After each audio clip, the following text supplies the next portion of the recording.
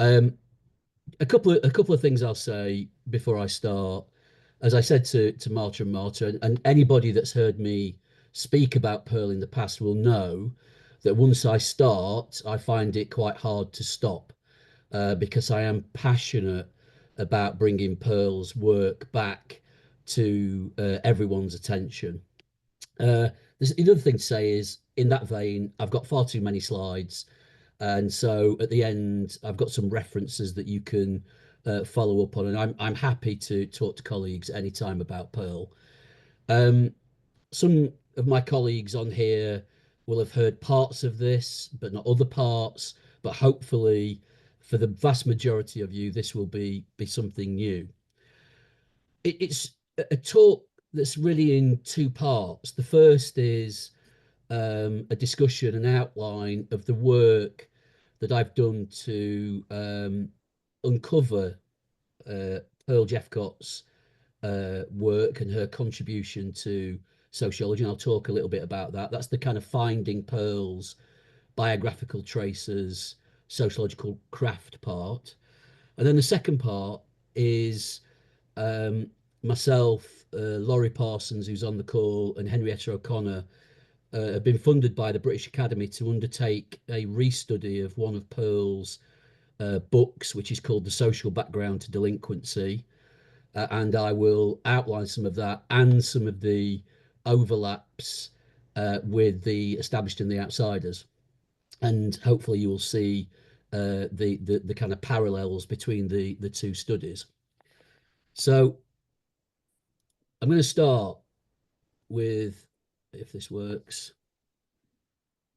bear with me, with a quote from Thomas Carlyle.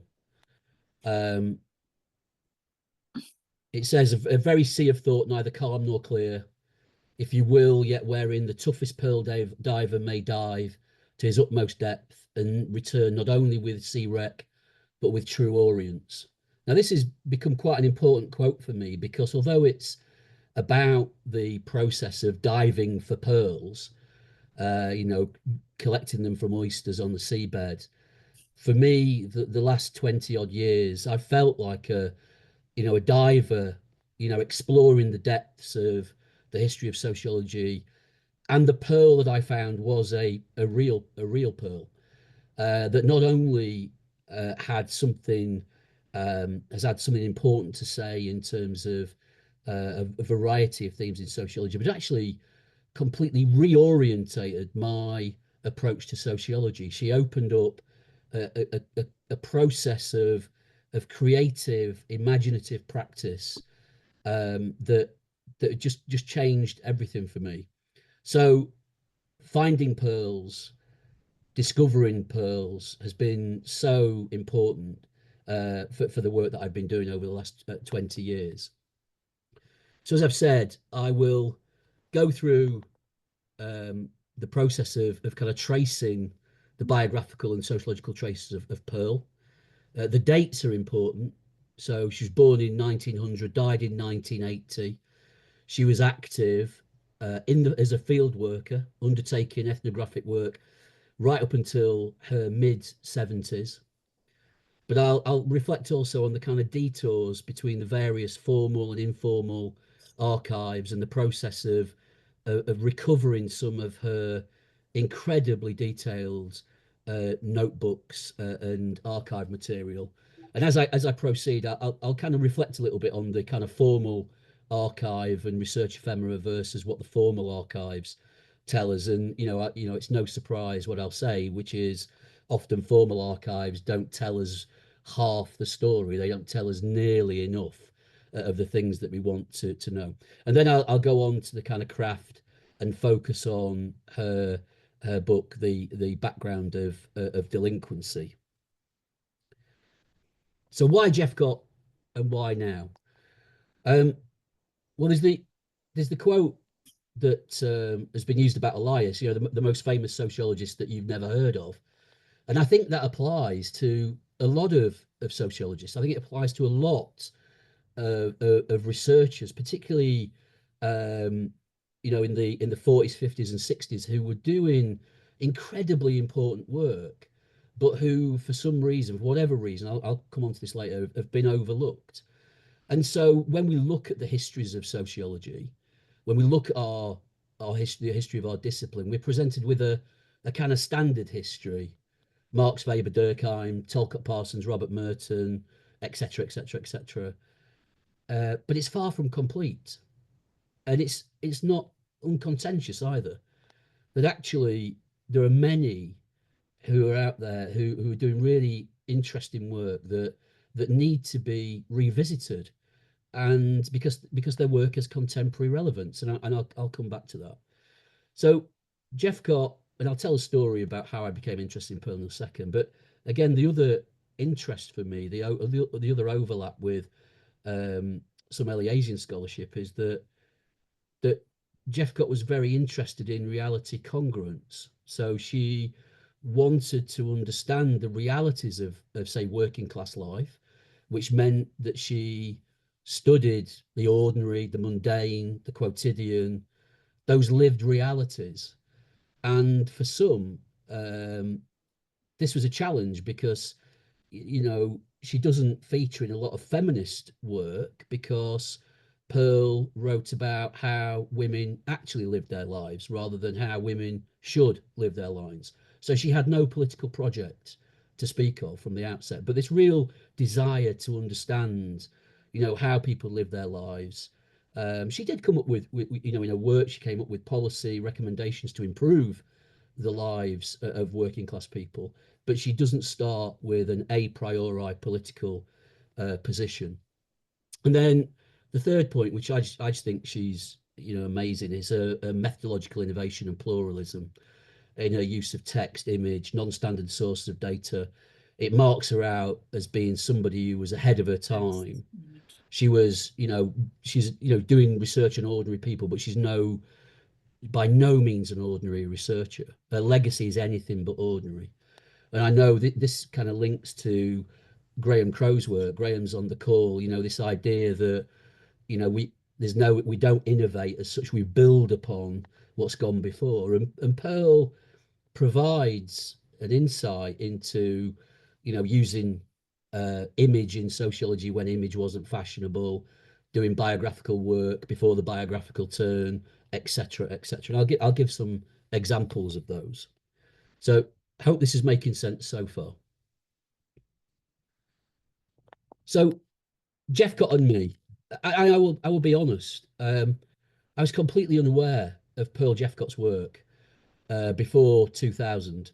It was around this time that myself and Henrietta were looking at the Lost Young Worker project, and I started to do archival work to try and understand the background to that research. And I went to the National Archive at Kew, and although they didn't have anything on the Young Worker project, they had this description of a project called the employment of married women in a Leicester hosiery factory.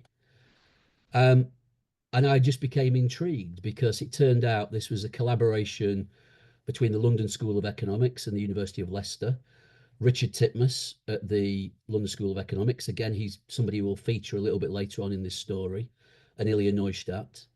And it was a study of 500 women who worked in a hosiery factory, and they were surveyed and there were interviews. You can see there they were awarded, nearly £6,000, which in the 1950s is no small amount of money. But beyond one paper, there was nothing ever delivered from this research.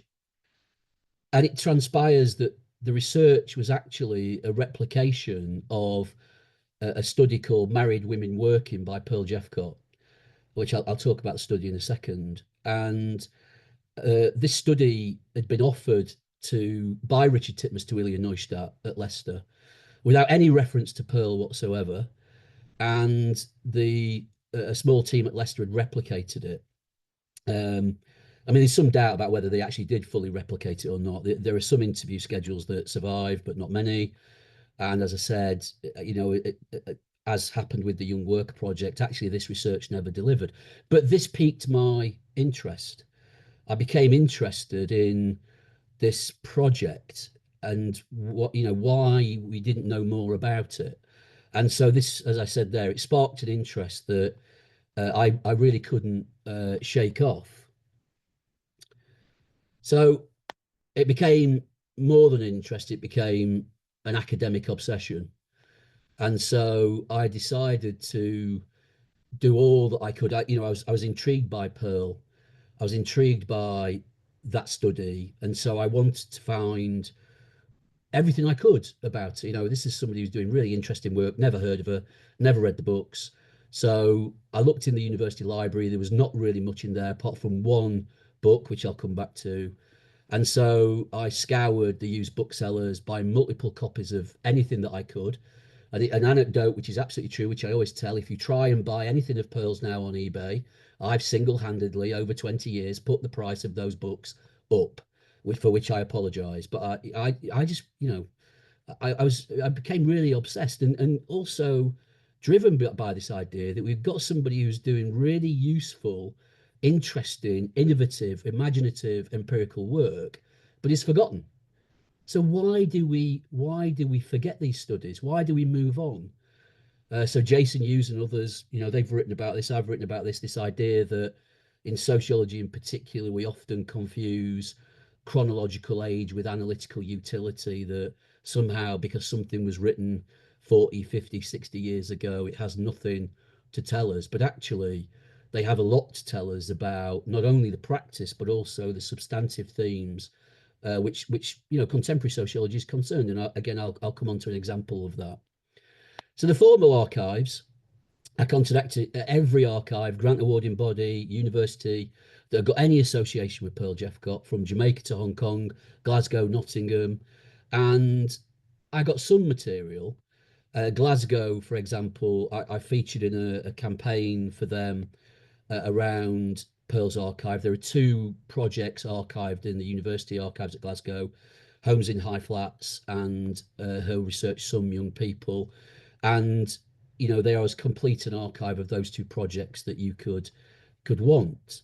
Uh, but it wasn't enough, because that was the kind of formal stuff. It was the kind of what she did, the data she collected, the processes that she went through. But I wanted more. So again, I very rarely, I think it's very rare in academic lives that you have a eureka moment, but I was given a eureka moment, a real kind of electrifying experience, because the archive at the University of Aberystwyth, where Pearl had studied, had some photographs, and they knew that Pearl was in the photographs, but they couldn't work out who she was.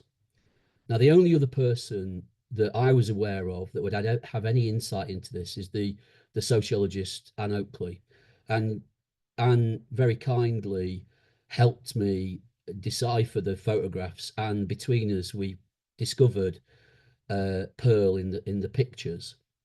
I should say, for those of you not familiar, Anne Oakley is Richard Titmus's daughter, and Richard Titmus is the person who sent the project to Ilya Neustadt. Richard Titmus also becomes Pearl's first head of school when she's at the LSE. Again, somebody I will return to shortly. So this archive picture from Aberystwyth, Anne helped me decode, and we find Pearl in about 1919 in the tennis club.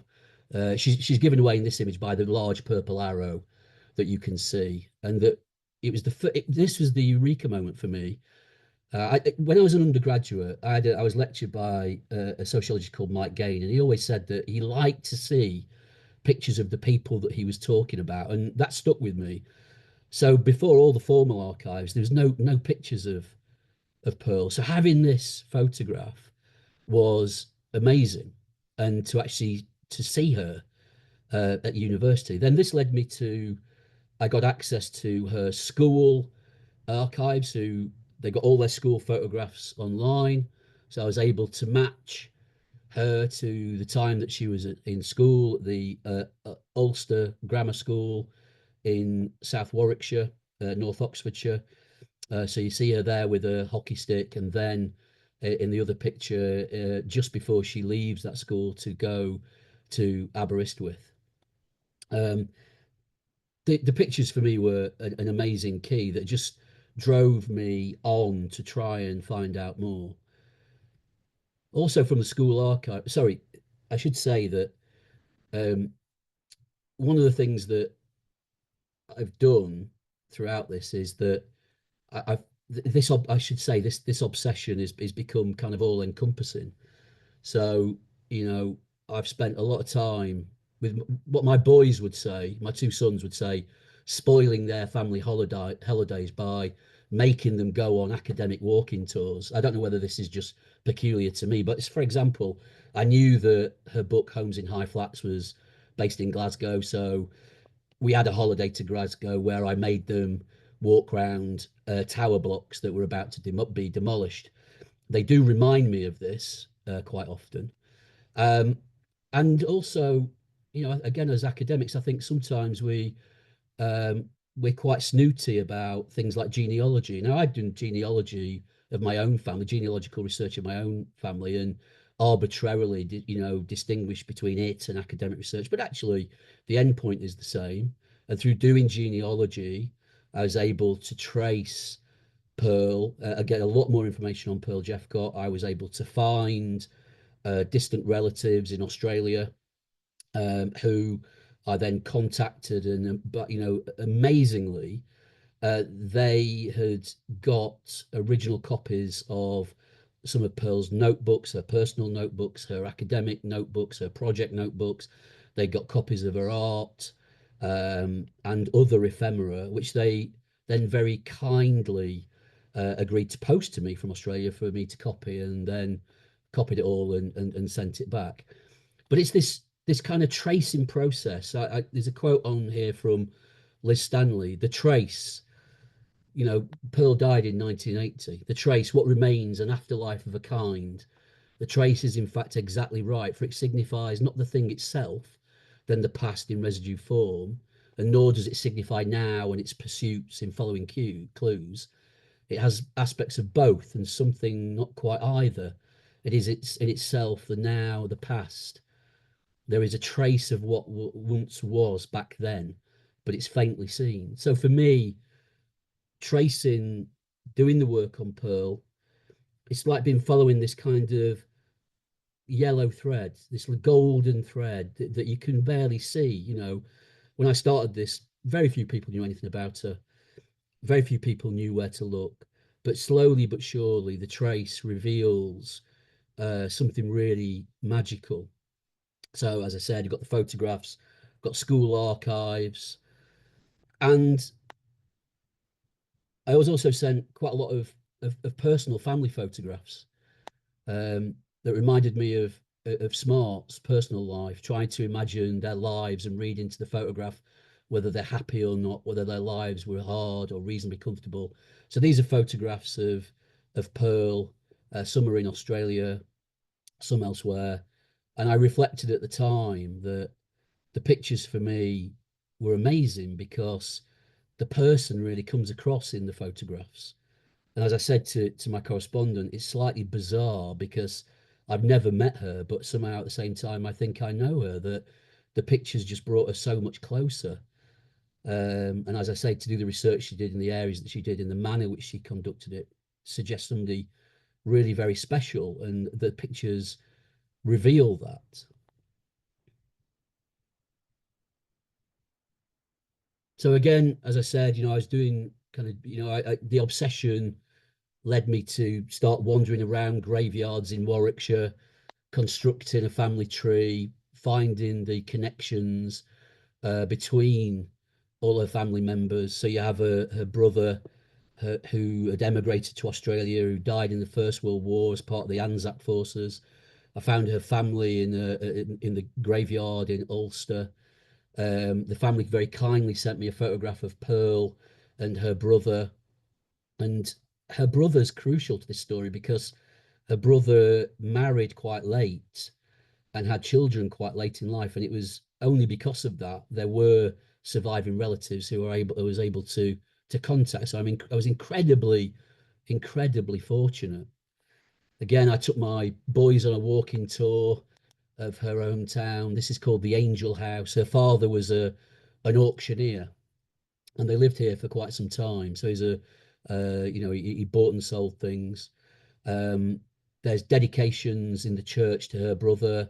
There's a Jeffcott Close in Ulster, which again is named after her brother. So these traces are there. These faint traces are there that we can see, and just pushed me to do more and carry on. Um, she wrote for her school newsletter quite a lot. So here's a piece that she wrote um, in 1919 when she'd gone to the University of Aberystwyth, and she's given an account of what's expected of her and the challenges of turning up to a 9 o'clock lecture, um, and all those things. So really, again, writing and documenting her life from a very early age. Aberystwyth provided me with her academic record. So again, you can see born in 1900, enrolled at Aberystwyth in 1918. You can see the subject she studied: Latin, English, history, French. She graduated with a 2-1 in history in the academic year 1922. She then returned in the 40s to do a study of employed adolescent girls in relation to their development and social background, which she was awarded. Um, and then she went on to kind of pursue some of those themes in her academic career. At this point, I'll say that Pearl Jeffcott's career is effectively split into two. On graduating, she spent the first part of her career working as a youth worker, particularly supporting young women, and uh, you know became an incredibly important youth worker in the northeast of England in the 1940s and 50s. She only started her academic career aged 50, when she went to the London School of when she started the social background to delinquency work. So late starter in terms of academic work, but she'd written a lot prior to this point, which I'll come on to. So that's a kind of a bit of a tour of the kind of work that I've been doing. The formal archives are good, as I've said, but it's the informal archives, the notebooks that we don't often get access to, that reveal so much about her work, her practice, her craft of doing sociology. And as I said, I've been very fortunate to be able to access some of that material to piece together her approach. So in terms of her output, so you can see, started in 1942, Girls Growing Up, Clubs for Girls, Rising 20, Some Young People, Social Background to Delinquency, Married Women Working, Troubled Area, Time of One Homes, Homes in High Flats, then various reports, youth in the populated coastal areas of British Guyana, Going to Work, Needs of Youth in the West Indies, Situation of Children and Youth in Hong Kong, Young Families in High Flats in Birmingham. So again, you have a publishing and research profile here, which I will say this again later. If this had been a man at the time, Pearl would have had a chair at an institution. She would have been recognised for the contribution that she made, incredibly productive in terms of her work. And as I said earlier, doing empirical work right up until her death. Um, and I'll come back to that.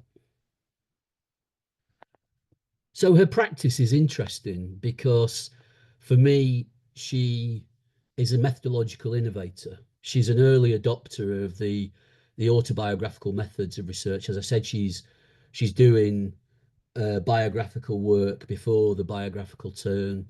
She uses images a lot in her work. She immerses herself fully in the places and communities which she's researching. And linking, one of my heroes, Martyr's hero, C. Wright Mills, she's very Millsian. Mills tells us to keep a file. Well, Pearl is the only person I've seen. I had the fortune to visit Mills archive in Texas. Amazing archive. I think Pearl comes close with her personal journals, her reflective diary. She kept files. She really did keep files. So just some examples. This is from a book called I don't know if you can see, it's from Girls Growing Up, and it's she starts the book with one girl's story. It's a story of Mary Smith. So again, rather than producing a book where she summarizes or presents girls' experiences, she lets the girls speak for themselves. And this is a common aspect of her work. So, but this is early 1940s, 1942. So quite early for this kind of work. She uses image. So these are two images from a book called A Time of One's Own. You can see these images and access lots more in the archive at Glasgow. Um, Now, these images are interesting because Pearl, in A Time of One's Own, argued that artists see the world differently to social researchers. So she commissioned artists to draw and paint young people at work and at leisure. And you have this amazing set of images that can be read as data. The other interesting thing that Pearl doesn't do is she doesn't interpret the images for you. They appear in the books, um, but she doesn't offer a narration. They are there in their own right. The picture of the young man and the woman sat on the sofa I use in my teaching quite a lot because I ask my students what they can see, what are the signifiers of social class in these images, and it's the teapot and the milk bottle and the sauce bottle that's on the table. This is straight out of George Orwell's Road to Wigan Pier. So really interesting images that can be used. She was an artist, so she painted wherever she went. These are from her trip to Australia. So in a notebook, she drew, she painted, she collected um, ephemera, postcards, images, found images, newspaper cuttings. The archives notebooks are full of this stuff. But she used art to capture what she saw. She used photography. So again, this is from the research Homes in High Flats that was carried out in Glasgow in the 60s, and she she photographed and she got others to photograph the areas that she was researching, and there's a really good detailed record of life in these communities at that time, um, and it's all mundane. It's all it's people sitting outside their houses having a conversation, boys playing football, graffiti, but she uses the image to tell the story. Ethnographic immersion. So I've mentioned married women working already. So wherever Pearl did these studies, she moved there, she lived in the area, and she worked. So in this case, married women working, it's a study of a biscuit factory in London. Pearl got a job in that biscuit factory and worked there for the period that she was in London. Really nice quote from Anne Oakley there about earlier contributions to that people like Pearl have made. Making this point that often uh, past conversations of discussions of class were about men, but Pearl is writing about women. She did the same for a book in 1964 called A Troubled Area: Notes on Notting Hill, where she moved to Notting Hill. So she was did the research on the back of race riots in London in the 50s, and she was funded to research the area. So she moved to London. She used a range of methods to access the information that she needed, interviewing people in officials positions, making contacts with households. She did an in-depth study of 20 multi-occupied houses. She then started experiments on specific problems such as loneliness, play spaces, how people put their dustbins out, all these kind of things. Really interesting. Now, again, for me, there's a poignancy to this book because in this book, Pearl talks about the real dangers of overcrowding, of multiple occupancy, of high rents in quite an expensive area of London. So in Notting Hill, it's split into two areas really: a very affluent area and an area that was marked by poor quality housing or social housing. And when she's writing this book, she's warning about the problems associated with this community. The poignancy comes in that this book is set in exactly the area where the Grenfell Tower that burnt and killed so many people a few years ago is situated. There was a warning from 1964 about the challenges for areas such as Notting Hill. And again, the sad thing for me is that this material was there, but forgotten, passed on. There's so much that could have been learned. So as I said, that one of the value of going back is the contemporary relevance that books like this reveal. So as I've indicated, Jeff got an interesting approach, interesting reality congruence.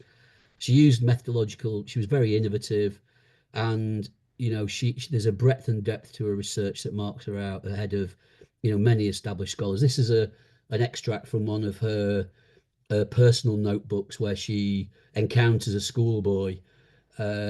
She records everything. She writes everything down. She draws pictures. Her notebooks are full of this kind of everyday detail description of the boy's school uniform. These are, again, you can see exactly this is the time that she was spent in Hong Kong looking at issues of high-rise accommodation in Hong Kong. You see it when she goes to Australia, even keeping the hotel breakfast menu from where she stayed, drawing, writing. So it's this, one of the ways that we teach Pearl at Leicester is what she did was observed, recorded, reflected, repeated. Absolutely central to sociological practice. She captured everything that she saw. So beyond Millsian, I've called this Jeff Cottian. It's a focus on the everyday, the typical, the ordinary. She hasn't got a side or an angle. She lets the respondent speak. She's methodologically creative, eclectic, rich, detailed, immersive. There's a core set of themes that runs through her work around childhood play, youth, family, community space, housing, gender, education, work. And there's a coherent lineage of work that if colleagues take the trouble to read, it is incredibly rewarding and illuminating.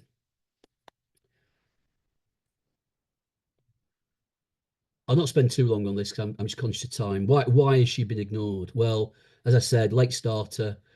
She characterised by late entry. She had a mobile trajectory in terms of her career, so she moved around. She didn't secure a permanent academic post. As writers such as Delamont has written, at the time it was male-dominated staff, and the prestige of male theory were normal, and there was institutional politics. She didn't fit and was a threat. And the date there, again, Anne Oakley was very kind to share a memo from her father. Richard Titmuss was Pearl's boss. Uh, I think that she was a threat in the department because of her imagination, as were other women. Anne's written about this, as were other women in the department. Carr Saunders at the time, the head of the LSE, wanted to keep Pearl, but Richard Titmuss sacks her on the 20th of February 1957.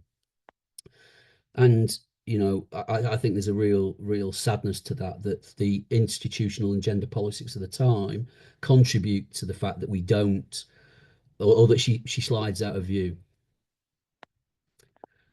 She is a hero to me.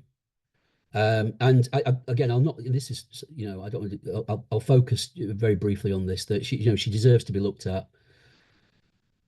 I use this because some academics now claim that she was more of a youth researcher, and I point to her death certificate that actually says occupation and usual address sociologist brackets retired.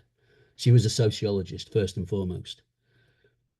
She donated money to her school. She bought their first photocopier in 1981. A little detail that I just love. And then her legacy is really, you know, hit home. It hits home in the obituary from the Glasgow, from the Guardian.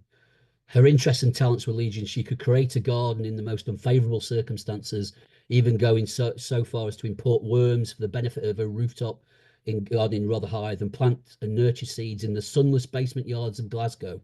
So Pearl was a guerrilla gardener before guerrilla gardening became a thing. Many young seedling oaks have been planted surreptitiously by her in a strategic position, but her greatest talent was for friendship. Her retirement cottage and a constant stream of visitors from all strata of society and many parts of the world. Many people will miss her faithful friendship and will grateful to having known her. Now, again, that's an amazing legacy beyond the academic work. And so, what I tell everybody now is be more Pearl, be creative, be imaginative, do sociology differently. Don't simply follow what the textbooks say. Use art, use text, use image. Be a guerrilla gardener if that's what you need. Be more Pearl. So that's where the kind of I've got more I can say and you can read about, but that's the kind of backdrop. So I'm now going to move on to the social background of delinquency. So this was a, a piece of research that was completed and disseminated in 1954. And I'll go through the details, but just a little preamble because as I've flagged in the uh, um, flyer for the talk, there is considerable overlap with Elias and Scotson's The Established and the Outsiders. And this will become clear as I go through. Uh, Now, I said disseminated. This report for some reason, the University of Nottingham didn't publish it as a book. They bound and disseminated 200 copies themselves. One of the only surviving copies of this was in the Leicester archive. It was a book, a report that had been originally in the sociology library. Sociology at Leicester had its own library and had been in the library in the 1950s and 1960s before being archived. So this is something that was there in the school. The research would have been known. Um, there's also, as I've said, there are connections between um, Ilya Neustadt, Elias, Jeffcott, people such as Richard Titmuss, and other Sprott, who was the professor of philosophy at Nottingham. There were connections between these individuals. So these kind of ideas were around in the milieu of the time. But I'll go through it and I'll see what you think. So it was funded by the Rockefeller Foundation between 1952 and 1954, and it was to explore juvenile delinquency in a Nottinghamshire mining town, which they called Radby, which we know to be Hucknall in Nottinghamshire. Um, the money was awarded to Sprott, but it was actually Pearl Jeffcott and Michael Carter who undertook the research and wrote the report. And as Sprott says in 1954, the report is entirely their own work. Now, the overriding aim for Jeffcott is that they wanted to avoid individualizing or pathologizing delinquency, but instead locate delinquency within the specific family standards emerging from within particular working class communities or streets. So again, if we think about the establishing the outsiders, a sociological inquiry into community problems, quite similar orientation. Um, John Scotson's thesis begins really with this concern about delinquency and how delinquency is distributed across Winston Parva. The aim is very similar. In the back of the report, there's this is how we knew we were able to match it up. There was a report, there's a map of the area. And we were able to, I'm sorry, this is not rendered particularly well. There's a map of the area and we could overlay that onto contemporary maps and realized it was Hucknall. We could map the main thoroughfares. And the observant among you will notice that on Pearl and Carter's original map, the area is divided into zones, what they call black streets and good streets. And these streets are really differentiated between in relation to the levels of delinquency and problems in those areas. So again, like the establishing outsiders with the three zones, what Jeffcott and Carter did was to separate um, the area of Radby into these areas based on official statistics relating to delinquency. So a bit on Radby. It's a working class town in the Midlands with had a high proportion of miners, had a population of around 24,000, of which 3,000 were miners working in three collieries. It was a long established community going back to 1086, which expanded massively due to mining. So again, a large influx of people from London and elsewhere into Radby, exactly, very similar to South Wigston in the establishing outsiders. Combination of poor quality housing and social housing. It had initially developed within clear, defined boundaries between two railway lines, again, very similar to South Wigston. And there was an estate that had developed that was started in 1947 that had a bad reputation. As well as mining, there's large engineering works, hosiery factory, 20 churches and chapels, 13 public houses, and a tradition of non-conformity, just like South Wigston. There's a quote there from the Evening Post. Radby stands by officials. Discourteous people are warned. Council have decided to take strong line with housing applicants who abuse and threaten their officials and housing clerks. So what they did, they undertook interviews with officials and key individuals. They obtained official data on delinquency plus newspaper reports. They interviewed residents, presented a social survey of children's leisure time activities. They compared history. They documented standards of conduct. They lived and worked in the area. So Carter in a factory, in a post office, Jeffcott in a factory. Sorry, there's a typo there, I should say factory, youth community settings in a girls' camp. And Pearl, again, ahead of her time, used what she called the playroom method. So observing, discussing, as well as analysing children's paintings and writing. So, she was interested in how children understood the behaviours of older youths and adults around them. And so got them to paint and draw what they saw and then discuss it. So I've got one quote I'll read out here. It's a picture and it's on the topic of love. And the girl says about a picture, the thing that has frightened the lady in the picture is that she's seen a man and he kept on winking at her. And she told her husband, and her husband did not like that at all. And he felt like having a fight with him. And there are all these like really nice vignettes that Pearl is accessing children's accounts through art, through discussion, using children's art as a vehicle into understanding. So they immerse themselves in the area, and this is an account of a dance at the dance hall. The girls dress gaily and mostly look smart, even if cosmetics tend to be applied to excess. I love that.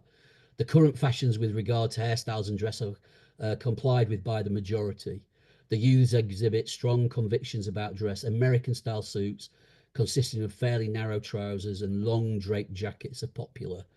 These suits are usually in pastel shades of blue, brown, or green, and are made of a smooth worsted material. So it's this level of detail that you get in this kind of immersive ethnographic work. Often the collar and part of the front of the shirt is a different colour to the rest. Bright ties, sometimes painted or embroidered illustrations. For example, pin-up girls or footballers are popular. So during their time, as I've said, they start to differentiate between these areas in terms of they're all working class areas, as in establishing outsiders, but they begin to differentiate between black streets, white streets, or areas with high concentrations of juvenile delinquency and other areas. And despite the areas being working class, what they find is that there are different sets of behavioural standards and well-defined subcultures exhibiting in many directions and contrasting ways of life. So um, again, one of the concerns in establishing outsiders is children and children's behaviour. So again, in the Blackstreet, it says children are not taught to pay much attention to the police or to what they represent. The children do not get threatened when the policeman with the policeman. In reply to a remonstrance, that's stealing. Even a small child retorts, "Pooh! The Bobby wouldn't come after me." Contrast this with a White Street. Children are used to taught to fear the police. They stopped. This has stopped, and they are encouraged to look on the policeman as one who will help them, e.g., if they get lost. Again, two contrasting.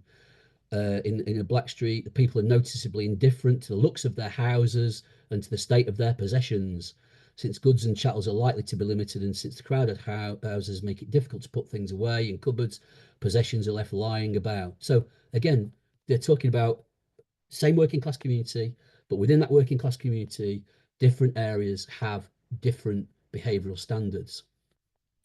And what you find out in the book is that whilst people in these different zones, these different areas, acknowledge uh, their people from the community, regardless of where they live, they don't mix, they don't interact. There's one woman who describes, living on the estate, and she would go inside if she saw people coming from another area. So again, in the White Streets, they enjoy the garden, which must be cared for as much as the house. If the walls get shabby, they must be repaired.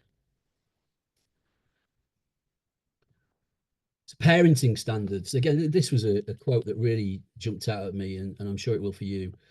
Some of the harsh treatment that parents mete out probably represents less ill will than might be thought, because it is customary usage to most of the children. But certain parents, as reported by neighbours, again, praise and blame gossip runs rife in this community, are definitely cruel, as in the case of the child whose parents got her up from bed when they came in from the pub and threatened to turn her out of the house.